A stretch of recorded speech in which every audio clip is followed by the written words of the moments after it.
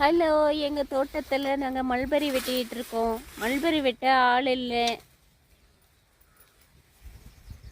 நாங்களே வெட்டிகிட்டு இருக்கோம்.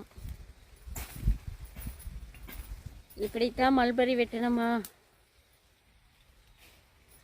இந்த அக்கா சொல்கிறாங்க இப்படிலாம் மல்பெரி வெட்டக்கூடாது, அடியோடு வெட்டணும் அப்படின்னு.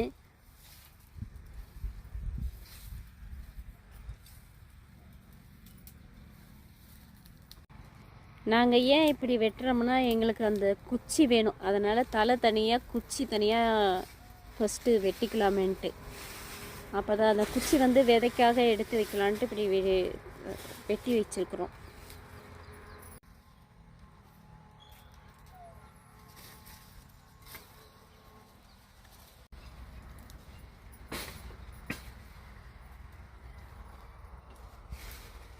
மல்பெரி கொஞ்சம் நல்லா